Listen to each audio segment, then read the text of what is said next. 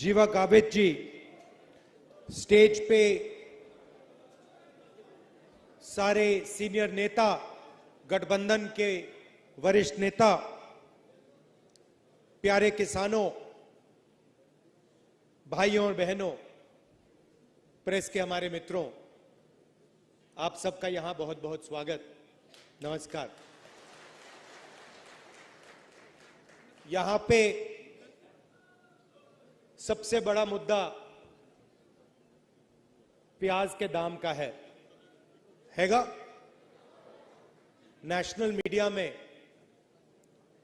आपने इसके बारे में कोई डिस्कशन देखी? नहीं दिख सकता। सबसे बड़े मुद्दे, किसान के मुद्दे, बेरोजगारी, महंगाई, अग्निवीर। मैं 4000 किलोमीटर कन्याकुमारी से कश्मीर चला और 6000 किलोमीटर मणिपुर से महाराष्ट्र तक, और लाखों लोगों से मिला हूं और हजारों से मैंने बात की है। देश में 2-3 मुद्दे हैं। सबसे बड़ा बेरोजगारी, दूसरा महंगाई, तीसरा भागीदारी। हिंदुस्तान का धन किसको मिलता है, कौन से वर्ग को मिलता है, किसानों की समस्या, ये मुद्दे हैं। मगर अगर आप टीवी देखें, मीडिया में देखें, इन मुद्दों के बारे में आपको कोई डिस्कशन नहीं दिखेगा। टीवी पे कभी नहीं दिख सकता। बॉलीवुड की बात होगी, मोदी जी को 24 घंटा दिखाएंगे,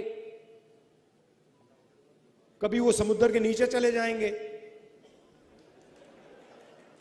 टीवी कैमरा उनके साथ नीचे समुद्र के नीचे जाएगा, उनको दिखाएगा समुद्र के नीचे पूजा हो रही है। फिर उसके बाद झट से वो सी प्लेन में उड़ेंगे, हवाई जहाज में जाएंगे, वहां भी मीडिया उनके पीछे जाएगा। फिर चाइना के बॉर्डर पे चले जाएंगे, वहां मीडिया जाएगा। फिर पाकिस्तान की बात होगी, कोविड आएगा तो फिर थाली बजवाएंगे, सबको एक साथ नचाएंगे। कोविड फैलता जा रहा है, प्रधानमंत्री हिंदुस्तान की जनता से कह रहे हैं मिलकर थाली बजाओ, और मीडिया उसको 24 घंटे चला रहा है। तो मीडिया का काम देश के जो युवा हैं, देश की जो जनता है, उसका ध्यान इधर उधर करने का है। किसके लिए करते हैं? हिंदुस्तान के 20-25 सबसे बड़े अरबपतियों के लिए। 10 साल में नरेंद्र मोदी जी की सरकार ने आपका कितना कर्जा माफ किया है? 1 रुपया माफ किया आपका? 3 कानून लाए। आज किसान दिल्ली में रामलीला मैदान में खड़े हैं। महीने दिल्ली के बॉर्डर पे खड़े थे। आपका 1 रुपया कर्जा माफ नहीं किया, और हिंदुस्तान के सबसे बड़े अरबपतियों का 16 लाख करोड़ रुपया माफ किया है। नहीं, मगर आप जानते हो 16 लाख करोड़ रुपए कितना होता है? ऐसा बड़ा नंबर है। आम आदमी को, किसान को, मजदूर को, हमें यह नंबर समझ ही नहीं आता। अरबपति को आपने बताया कि देखिए 16 लाख करोड़ रुपए है, उनको एकदम समझ आ जाती है बात। मनरेगा में 65,000 करोड़ रुपए लगता है साल का। उससे करोड़ों लोगों को रोजगार मिलता है। आपका हमने तकरीबन 70,000 करोड़ रुपया जब यूपीए की सरकार थी कर्जा माफ किया था, आपको याद होगा।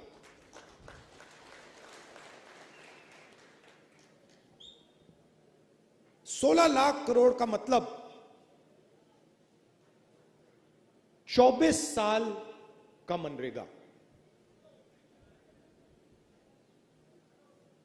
मतलब 24 बार अगर हम आपका कर्जा माफ करें, उतना कर्जा नरेंद्र मोदी जी ने 20-25 लोगों का माफ किया है। आपका एक बार हमने किया, बीजेपी ने एक बार नहीं किया।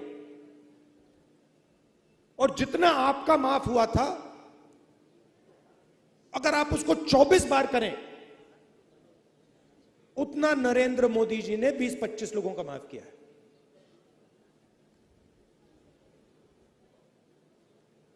वो जो 20-25 लोग हैं,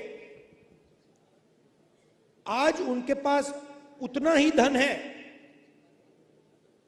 जितना हिंदुस्तान के 70 करोड़ लोगों के हाथ में है। एक तरफ 22 लोग, एक तरफ 70 करोड़ लोग। 70 करोड़ लोग कौन है? किसान हैं, मजदूर हैं, बेरोजगार युवा हैं। जितना पैसा आपको दिया जाता है, जितना पैसा आपके हाथ में है, उतना ही पैसा 22 लोगों के हाथ में है। और पिछले 10 साल में नरेंद्र मोदी जी ने 16 लाख करोड़ रुपया, मतलब 24 बार जो हमने आपके लिए किया था, 24 बार उन्होंने 20-25 लोगों के लिए किया है। अब आपको एक तरफ से नहीं घेरा जाता है। तो अगर मैं ये कहूं कि एक दवाई से आपका काम बन जाएगा, वो गलत है। आपको चारों ओरों से घेरा जाता है। आपको सही दाम नहीं दिया जाता, नुकसान होता है तो बीमा का पैसा नहीं दिया जाता, जीएसटी लगा दी, कर्जा माफ नहीं होता। तो अगर मैं यहां कहूं कि भैया हम आपके लिए एक काम करेंगे और आपकी समस्या हल हो जाएगी, वो गलत होगा। अगर आपको चारों ओर से घेरा जा रहा है, तो दवाई भी चारों ओर से लगानी पड़ेगी। तो दवाई क्या है? और यह भी शुरुआत है। सबसे पहले अगर हिंदुस्तान के सबसे अमीर लोगों का कर्जा माफ हो सकता है, पैसा आपका है, जितनी जीएसटी आप देते हो उतनी जीएसटी अदानी देते हैं। आपने ये शर्ट खरीदी, 1000 रुपए के लिए आपने खरीदी, 18% आप दोगे, वही अदानी देगा। उसने 1000 रुपए की शर्ट खरीदी, उतनी ही जीएसटी देगा। हिंदुस्तान की सरकार का पैसा कहां से आता है? जीएसटी से आता है। सबसे ज्यादा कौन देता है? किसान देता है, मजदूर देता है, छोटा दुकानदार देता है, बेरोजगार युवा देता है। तो अगर 16 लाख करोड़ रुपए उनका कर्जा माफ हो सकता है, तो आपका भी कर्जा माफ होगा। या तो आप उनका मत कीजिए, या सरकार को कहना चाहिए, देखिए अगर किसान का कर्जा माफ नहीं होता है तो अरबपतियों का भी नहीं होगा। मगर अगर अरबपतियों का 24 साल का कर्जा माफ, आपका 24 साल का कर्जा माफ किया जा सकता है, तो आपका भी होगा। तो पहली दवाई यह है। दूसरी दवाई जो यहां आप जानते हो, किसान को सही दाम नहीं मिलता, किसी भी स्टेट में नहीं मिलता। बीजेपी ने कहा कि कानूनी एमएसपी लागू नहीं की जा सकती। बिल्कुल की जा सकती है। हमने अपने मैनिफेस्टो में साफ लिख दिया है कि कानूनी एमएसपी लागू की जाएगी और स्वामीनाथन रिपोर्ट के मुताबिक की जाएगी। दूसरी दवाई ये। तीसरी दवाई, फसल बीमा योजना जो बनाया है उससे आपको नुकसान होता है।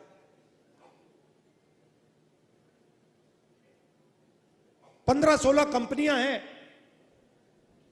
उनको सरकार बीमा योजना का पैसा देती है। आप लिस्ट चाहते हो, मैं आपको लिस्ट दे दूंगा। आपका नुकसान होता है, आंधी आती है, तूफान आता है, बारिश आती है, पानी गिरता है, नुकसान होता है। आपको कहते हैं भैया आपको कॉम्पेंसेशन नहीं मिलेगी, वो आपको मुआवजा नहीं देंगे। तो तीसरी दवाई, फसल बीमा योजना को रीस्ट्रक्चर करना। फसल बीमा योजना का काम आपकी रक्षा करने का है, उद्योगपतियों की रक्षा करने का नहीं है। तो तीसरी दवाई ये। चौथी दवाई,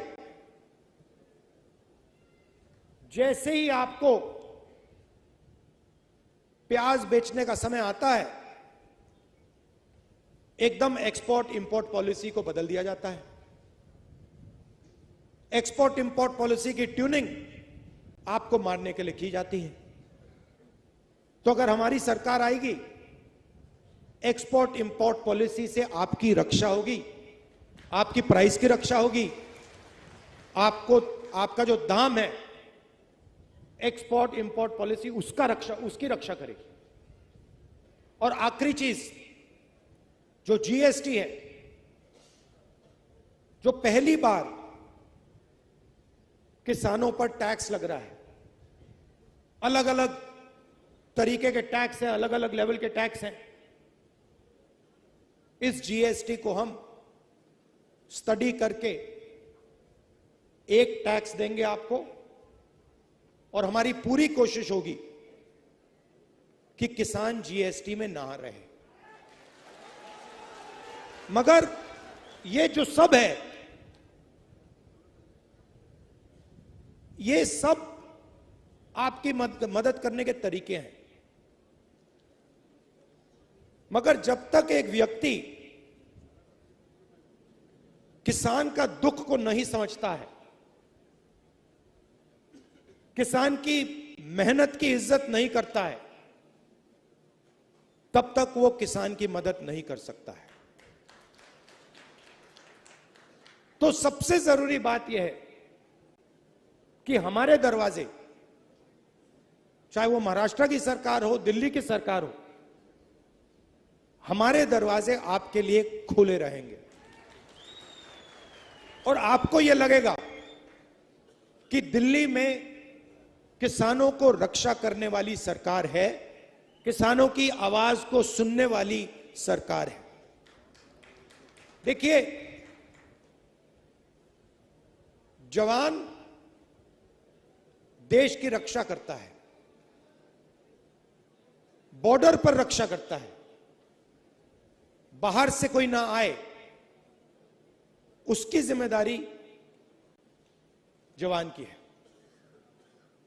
उधर उन्होंने अग्निवीर लागू कर दिया, 2 तरीके के शहीद बना दिए। 6 महीने की ट्रेनिंग मिलेगी अग्निवीर को, 6 महीने की ट्रेनिंग मिलेगी। चाइना को जो सैनिक है उसको 3-4 साल की ट्रेनिंग मिलेगी। अग्निवीर को पेंशन नहीं मिलेगी, कैंटीन नहीं मिलेगी, शहीद का दर्जा नहीं मिलेगा, और उसके साथ जो जवान लड़ेगा उसको शहीद का दर्जा मिलेगा, उसको पेंशन मिलेगी, उसके परिवार की रक्षा होगी। तो अग्निवीर ने सेना को कमजोर किया है, और वो जो हमारे जवानों के साथ कर रहे हैं, वो हिंदुस्तान के अंदर आपके साथ कर रहे हैं। अगर जवान देश की बॉर्डर की रक्षा करता है तो आप देश के अंदर हमारी रक्षा करते हो। तो सरकार का फर्ज बनता है कि वो जवान की रक्षा करें और किसान की भी रक्षा करें, क्योंकि आपके बिना, मैं बता रहा हूं, आपके बिना देश नहीं चल सकता। देश बढ़ जाएगा, टूट जाएगा। और मैं दिल से बात कर रहा हूं, कभी भी आपको जरूरत हो, हमारे दरवाजे, मेरे दरवाजे, सरकार के दरवाजे आपके लिए खुले हैं। आप सब यहां आए, दिल से आपका धन्यवाद करना चाहता हूं। शरद पवार जी, संजय राउत जी, हमारे जो सीनियर नेता हैं और जो किसान आए हैं, सबका बहुत बहुत धन्यवाद। नमस्कार, जय हिंद। राहुल गांधी संघर्ष करो।